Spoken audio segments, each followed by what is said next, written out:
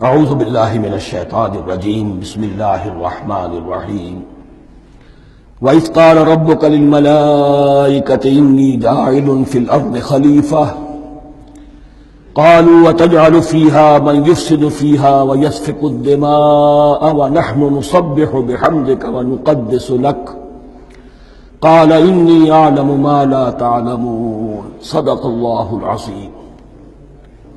رب اشرح لي صدری ویسر لي امری واحلل عقدۃ من لسانی یفقہوا قولی۔ جیسا کہ میں نے عرض کیا تھا، سورہ بقرہ کے پہلے 4 رکوع نہایت اہم ہیں، نہایت جامع ہیں۔ پہلے 2 رکوعوں میں 3 قسم کے انسانوں کی وضاحت کی گئی، 3 قسم کے کردار کے نقشے کھینچ دیے گئے۔ تیسرے رکوع میں قرآن مجید کی دعوت کا خلاصہ آ گیا، توحید فی العقیدہ، توحید فی العمل، یعنی عبادت اللہ کی، ایمان بالرسالت، قرآن مجید کو منزل من اللہ کلام ماننا۔ اس میں اگر شک ہے تو جو بھی چیلنج تھا، اگر واقعتاً تمہیں شک ہے، حقیقت میں شک نہیں ہے، لیکن جیسا کہ تم کہہ رہے ہو کہ تمہیں شک ہے تو کوشش کرو اس کے مقابلے کی ایک صورت بنانا ہو۔ پھر آخرت، جنت اور دوزخ، ان دونوں کا تذکرہ ہو گیا۔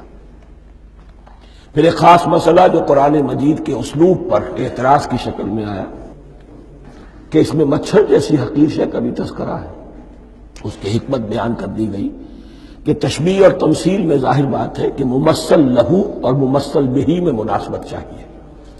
جس چیز کے لیے تمثیل بیان کی جا رہی ہے، جس شے سے تمثیل بیان کی جا رہی ہے، ان میں مناسبت ہونی چاہیے، اس میں عظیم یا حقیر کا کوئی سوال نہیں۔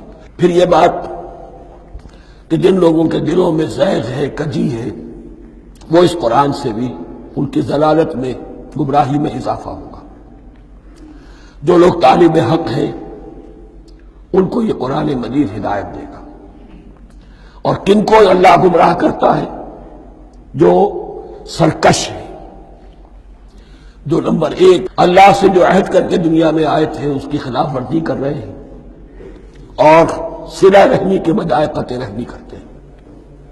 اس کے بعد ایک بہت اہم فلسفیانہ بات آ گئی، اور اسی کے ضمن میں نے اصل میں یہ ساری بات دہرائی ہے۔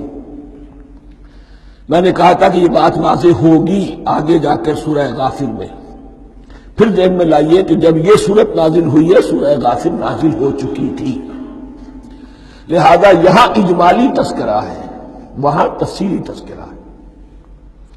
اہل جہنم کا قول نقل ہوا ہے، ربنا امتنا اثنتین واحییتنا اثنتین فاعترفنا بذنوبنا فہل الی خروج من سبیل۔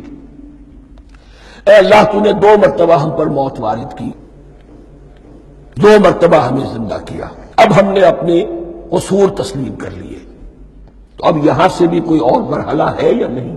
یہاں سے نکلنے کا بھی کوئی راستہ ہے یا نہیں؟ اس سے حقیقت یہ واضح ہوئی، انسان کی تخلیق اول ہوئی عالم ارواح میں، صرف ارواح کی حیثیت سے، اور حدیث میں آتا ہے الارواح جنود مجندہ، لشکروں کی شکل، تمام انسان۔ ان سے عہد لیا گیا الست بربکم قالوا بلی، پھر سلا دیا گیا ارواح کو۔ یہ گویا کہ پہلی موت تھی جو ہم گزار آئے۔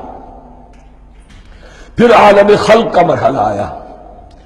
عالم خلق میں یہ تناسل کے ذریعے سے رحم مادر میں جب ایک جنین تیار ہوتا ہے تو ایک حدیث ہے حضرت عبداللہ بن مسعود سے، 4 مہینے کا جب جنین ہو جاتا ہے تو اس کے بعد وہ روح لا کر اس میں پھونک دی جاتی ہے۔ یہ گویا کہ احیاء اولا ہو گیا، پہلی مرتبہ کا زندہ کیا جانا، پہلی موت کی نیند سے جگا دیا گیا۔ اے تازہ واردان بساط ہوائے دل، اب ہم اس دنیا میں اس جسد کے ساتھ زندہ ہوئے، اب پھر موت آئے گی، جسد یہی چلا جائے گا جہاں سے آیا تھا، روح جہاں سے آئی تھی وہاں واپس جائے گی۔ ثم یمیتکم ثم یحییکم ثم الیہ ترجعون، پھر تمہیں اللہ کی طرف لوٹا دیا جائے گا۔ یہ ہے بہت گہرا نقطہ فلسفہ دین کا۔ اس کے بعد مضمون شروع ہو رہا ہے خلافت کا، جس کا اجمالی جو ہے تذکرہ تیسرے رکوع کی آخری آیت میں آ گیا، هو الذی خلق لکم ما فی الارض جمیعا، زمین میں جو کچھ ہے اے انسانوں تمہارے لیے پیدا کیا گیا۔ اسی کے ساتھ جڑتا ہوا مضمون اب خلافت کا آ رہا ہے۔ وَإِذْ قَالَ رَبُّكَ لِلْمَلَائِكَةِ إِنِّي جَاعِلٌ فِي الْأَرْضِ خَلِيفَةً، اور یاد کرو جب کہ کہا تھا تمہارے رب نے فرشتوں سے، میں بنانے والا ہوں زمین میں ایک خلیفہ۔ اب خلیفہ کی حقیقت کو سمجھیے، خلیفہ کسے کہتے ہیں؟ نائب۔ عام طور پر لوگوں کو مغالطہ ہوتا ہے کہ خلیفہ جانشین جو ہے وہ تو کسی کے موت کے بعد ہوتا ہے، زندگی میں تو نہیں ہوتا۔ لیکن یہاں اصل میں ہمارے لیے بہت آسان ہے، انسان کی جو اصل حقیقت ہے اس دنیا میں اس کو سمجھنے کے لیے یوں سمجھیے کہ ہم آج سے 50 سال پہلے انگریز کے غلام تھے، ہمارا بادشاہ یا ملکہ انگلستان میں تھا یا تھی، دہلی میں وائس رائے ہوتا تھا۔ وائس رائے کا کام کیا ہے؟ جو حکم آیا ہے ہز میجسٹیز گورنمنٹ کا یا ہر میجسٹیز گورنمنٹ کا جو حکم آیا ہے بلا چون و چرا، بغیر کسی تغیر اور تبدل کے نافذ کرے۔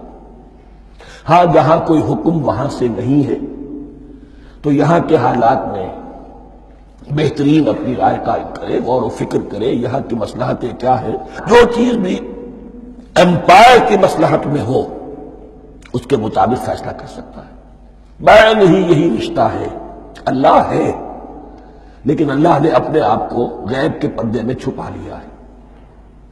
زمین پر انسان ہے، اب انسان کا کام یہ ہے جو ہدایت آ رہی ہے اللہ کی طرف سے اس پر تو بے چون و چرا عمل کرے۔ جہاں کوئی ایکسپریس ہدایت نہیں ہے، کوئی واضح ہدایت نہیں ہے، وہاں اپنے بیسٹ ججمنٹ کو ایکسرسائز کرے، اسی کا نام اجتہاد ہے۔ غور و فکر کرے، سوچے، اور جو بات روح دین کے زیادہ سے زیادہ مطابقت رکھنے والی ہو اس کو اختیار کرے۔ بین ہی یہی رشتہ ہے در حقیقت، رشتہ خلافت کہ جو اللہ اور انسان کے مابین ہے۔ اب یہ جو دی گئی ہے یہ حیثیت تمام انسانوں کو دی گئی ہے، پوٹینشلی ہر انسان اللہ کا خلیفہ ہے، لیکن جو اللہ کا باغی ہو جائے، جو خود حاکمیت کا مدعی ہو گیا، گویا کہ وہ باغی ہے۔ اب اگر شاہجہاں بادشاہ تھا، اس کا کوئی ولی عہد تھا، اور ولی عہد جو ہے صبر نہیں کر سکتا، اپنے باپ کی زندگی ہی میں بغاوت کر دیتا ہے، حکومت حاصل کرنا چاہتا ہے، تو اب وہ کیا ہے؟ واجب القتل ہے۔ جو لوگ بھی حاکمیت کے مدعی ہو گئے، ویسے تو حقیقت واجب القتل ہے، لیکن دنیا میں مہلت دی ہے اللہ نے، یہ دارالامتحان ہے، فوراً قتل نہیں کرتا، فوراً ختم نہیں کرتا۔ وَلَوْلَا كَلِمَةٌ سَبَقَتْ مِن رَبِّكَ إِلَىٰ أَجَلٍ مُّسَمًّى لَقُضِيَ بَيْنَهُمْ، اگر یہ پہلے بات طے نہ ہو چکی ہوتی، ایک وقت معین تک کے لیے انہیں مہلت اللہ نے نہ دی ہوتی تو اللہ فیصلہ چکا دیتا، لیکن مہلت دی ہے۔ لیکن کم سے کم اتنی سزا ملتی ہے کہ اب وہ خلافت کے حق سے محروم کر دیے گئے۔ گویا کہ اب خلافت دنیا میں ہوگی خلافت المسلمین، صرف وہی شخص کہ جو اللہ کو مانے اپنا حاکم مطلق، وہ خلافت کا اہل ہے۔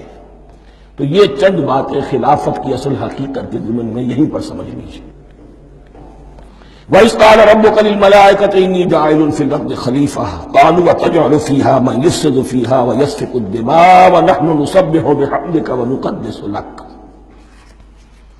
اور یاد کرو جب کہ تمہارے رب نے کہا تھا فرشتوں سے کہ میں زمین میں خلیفہ بنانے والا ہوں، تو انہوں نے کہا کہ کیا تو بنائے گا اس میں جو فساد مچائے گا اس میں اور خوریزی کرے گا۔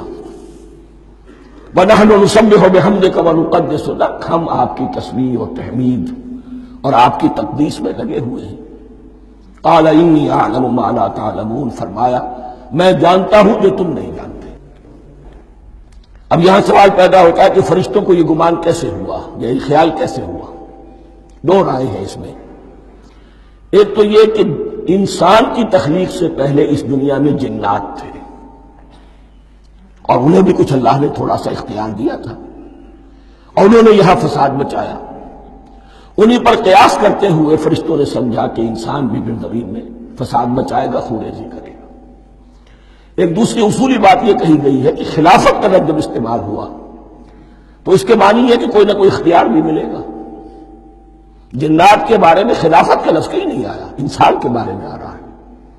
خلیفہ بالکل بے اختیار نہیں ہوتا، جیسا کہ میں نے عرض کیا جہاں واضح حکم ہے تو اس کی تو تنفیذ، یہاں نہیں ہے وہاں اپنی رائے سے جتنا بھی بہتر سے بہتر سوچ سکتا ہو انسان رائے قائم کرے. یہ اختیار جو ہے ظاہر بات ہے جہاں اختیار ہوگا صحیح استعمال ہونے کا بھی امکان ہے، غلط استعمال ہونے کا بھی امکان ہے. اختیار تو بلکہ یہ کہ آپ کا پولیٹیکل سائنس کا تو ایکسیم یہ ہے authority turns to corrupt and absolute authority corrupts absolutely. تو ٹینڈنسی کرپشن کی ہوتی ہے اختیار کے اندر. اس بنا پر انہوں نے قیاس کیا کہ اس میں فساد ہوگا، خوریزی ہوگی. اللہ تعالیٰ نے فرمایا اپنی حکمتوں سے میں خود واقف ہوں، میں کیوں بنا رہا ہوں یہ میں جانتا ہوں، تم نہیں جانتے. صدق اللہ العظیم.